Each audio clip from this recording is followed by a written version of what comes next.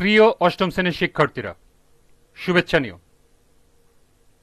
আজকে আমি তোমাদের 2025 সালের বিজ্ঞান বিষয়ের নতুন বই থেকে 13তম অধ্যায় খাদ্য ও পুষ্টি এর অনুশীলনী থেকে সমাধান করে দেব। প্রথমে তোমাদের বলবো, যারা আমার চ্যানেলটি সাবস্ক্রাইব করো নাই তারা আমার চ্যানেলটি সাবস্ক্রাইব করবে এবং আমার সাথে থাকবে। তাহলে চলো আমরা ক্লাস শুরু করি। 13তম অধ্যায় খাদ্য ও পুষ্টি। অনুশীলনীর শুরুতেই আছে সংক্ষিপ্ত উত্তর প্রশ্ন। লক্ষ্য করো, এখানে 4টি প্রশ্ন দেওয়া আছে। 1. কিলো ক্যালোরি কি? দ্বিতীয় প্রশ্ন, ভিটামিন এ এর অভাবে কি কি অসুবিধা দেখা দেয়? তৃতীয় প্রশ্ন, রিকেটস রোগের লক্ষণগুলো কি কি?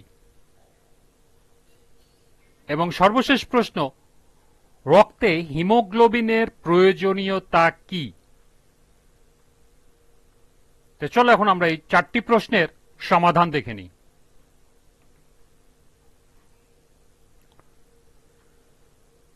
প্রথম প্রশ্ন ছিল কিলো ক্যালোরি কি? কিলো ক্যালোরি খাদ্য শক্তি পরিমাপের জন্য একটি বহুল ব্যবহৃত একক। কিলো ক্যালোরি সাধারণত খাবার থেকে প্রাপ্ত শক্তি বোঝাতে ব্যবহৃত হয়।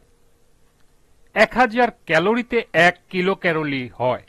দেহ সুষ্ঠুভাবে পরিচালনা করতে কি পরিমাণ শক্তি লাগবে তা কিলো ক্যালোরি একক থেকে নির্ণয় করা হয়। এটি আমাদের শরীরকে সচল রাখতে গুরুত্বপূর্ণ, কারণ প্রতিটি কাজের পেছনে শক্তি দরকার, আর এই শক্তির উৎস হল খাবারের কিলো ক্যালোরি।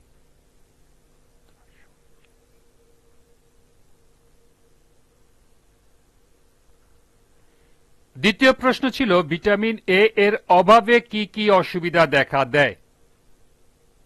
ভিটামিন এ এর অভাবে যেসব অসুবিধা দেখা দেয় তা হল: ক. রাতকানা রোগ হয়। খ. জেরপ্থ্যালমিয়া রোগ দেখা যায়। গ. চোখের সাদা অংশে ফেনার মতো সাদা দাগ দেখা যায়। ঘ.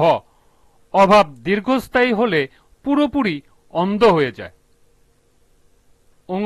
দেহের স্বাভাবিক বৃদ্ধি বাধাপ্রাপ্ত হয়। এবং সর্বশেষ চ. অনেক সময় সর্দি, কাশি, ইনফ্লুয়েঞ্জা ইত্যাদি রোগ হতে পারে।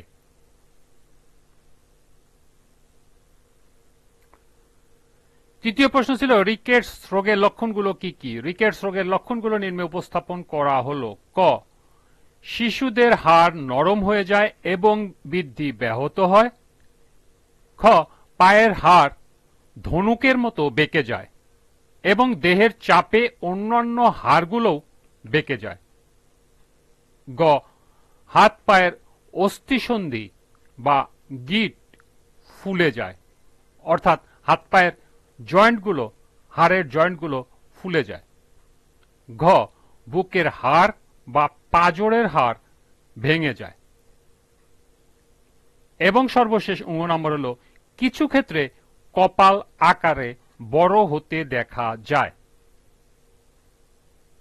এই ছিল রিকেটস রোগের লক্ষণ।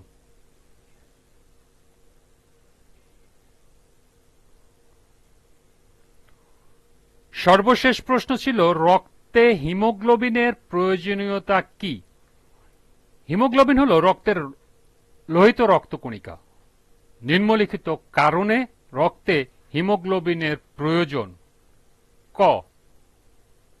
ফুসফুস থেকে অক্সিজেন গ্রহণ করে এবং শরীরের সমস্ত কোষে তা পৌঁছে দেয়। খ. কোষে তৈরি হওয়া কার্বন ডাই অক্সাইড সংগ্রহ করে এবং ফুসফুসে এনে তা বের করে দেয়। গ. রক্ত স্বল্পতা বা অ্যানিমিয়া প্রতিরোধ করে। ঘ. মস্তিষ্ক, হৃৎপিণ্ড, পেশি ও অন্যান্য অঙ্গ প্রত্যঙ্গের স্বাভাবিক কার্যকারিতা বজায় রাখে। এবং সর্বশেষ নম্বর হল রোগ প্রতিরোধে সহায়ক ভূমিকা রাখে।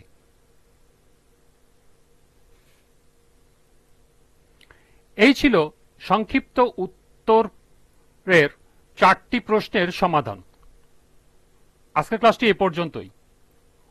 পরবর্তী ক্লাসে বহু নির্বাচনী থেকে সমাধান করে দেব।